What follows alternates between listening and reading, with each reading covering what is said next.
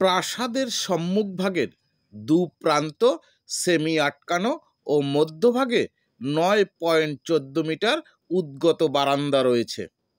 বলছিলাম রংপুরের ঐতিহ্যবাহী তাজহাট জমিদার বাড়ির কথা।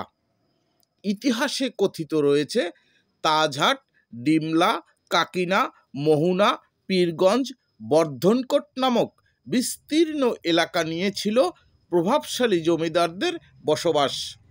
তাদের ছিল বিশাল আয়তনের দৃষ্টিনন্দন রাজপ্রাসাদ, যার মধ্যে এই তাজহাট জমিদার বাড়ির রাজপ্রাসাদটি ছিল বিখ্যাত। শিখ ধর্ম থেকে হিন্দু ধর্মে রূপান্তরিত মান্নালাল রায় ছিলেন তাজহাট জমিদার বংশের প্রতিষ্ঠাতা। তিনি পাঞ্জাব থেকে ব্রিটিশ শাসনামলে ভারত উপমহাদেশের রংপুরে এসে মাহিগঞ্জে বসবাস শুরু করেন। তিনি ছিলেন স্বর্ণকার। ধারণা করা হয় তার নির্মিত তাজ বা রত্নখচিত মুকুট তৈরির কারণে এই এলাকার নাম হয় তাজহাট। স্বর্ণকার মান্নালাল রায় তার জীবদ্দশায় অনেক ভূসম্পত্তির মালিক হন এবং রংপুর অঞ্চলের বহু এলাকা তার আয়ত্তে নিয়ে আসেন এবং তার নাতি ধনপত লাল রায় বিয়ে করেন নয়া দুমকার রতনলাল রায়ের নাতনিকে।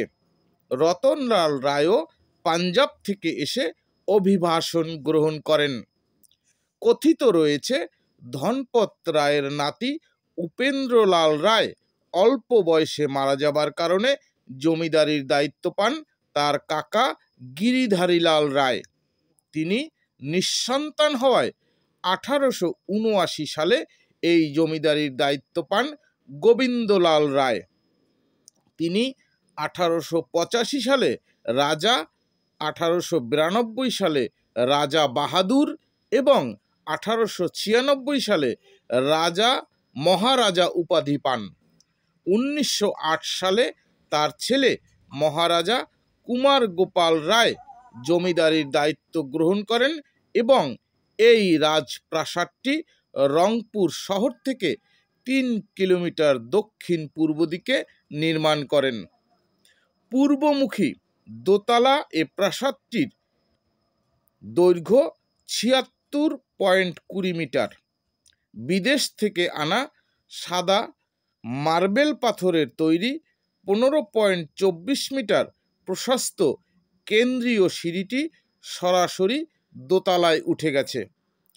সেমিকরণীয় স্তম্ভ দ্বারা নির্মিত গম্বুজটি প্রাসাদের মাঝ বরাবর ছাদের কেন্দ্রস্থলে অবস্থিত। নিচ থেকে দোতলা পর্যন্ত ইটালীয় মার্বেলের ধ্রুপদী রোমান দেবদেবীর মূর্তি দিয়ে সজ্জিত ছিল। সেগুলো অনেক আগেই চুরি বা বিনষ্ট হয়ে গেছে। এই রাজপ্রাসাদটির ভূমি নকশা ইংরেজি ইউ নকশার ন্যায় নির্মিত। প্রাসাদের নিচতলায় প্রবেশপথের পশ্চাতে 18.29 মিটার এবং 13.72 মিটার হল রুম রয়েছে। এই প্রাসাদে মোট 22টি কক্ষ রয়েছে। ধারণা করা হয় 1984 সাল থেকে 1999 সাল পর্যন্ত এই প্রাসাদের দোতলায় বাংলাদেশ সুপ্রিম কোর্টের হাইকোর্ট ডিভিশনের একটি বেঞ্চ পরিচালিত হয়েছিল। 2005 সাল থেকে দোতলার মূল গৃহটি প্রত্নসম্পদ অধিদপ্তর জাদুঘর হিসেবে ব্যবহার করে আসছে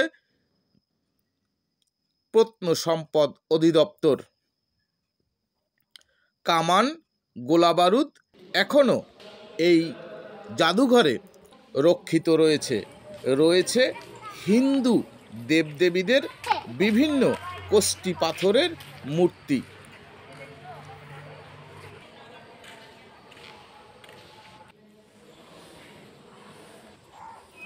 দর্শক, এই সিঁড়িটি সরাসরি নিচ থেকে দোতলায় উদীয়মান হয়েছে। ভবনটির চারিপাশের কাঠের যে দরজাগুলো, সে দরজাগুলো সেই ব্রিটিশ আমলে নির্মিত। সেই দরজা কপাট কিন্তু এখনও বিদ্যমান রয়েছে। ভবনটির চারিপাশে সুন্দর সুশোভিতভাবে সাজানো রয়েছে, পরিপাটিভাবে রয়েছে শিশুদের মনোরঞ্জনের জন্য খেলনার ব্যবস্থাও। এই ভবনে টিকিট কেটে প্রবেশদ্বার দিয়ে ঢুকতে হয়। আসেন অনেক দর্শনার্থীরাও। দর্শক, ভিডিওটি দেখে আপনাদের ভালো লাগলে পেজটিতে ও ইউটিউব চ্যানেলটিতে ফলো ও সাবস্ক্রাইব করুন।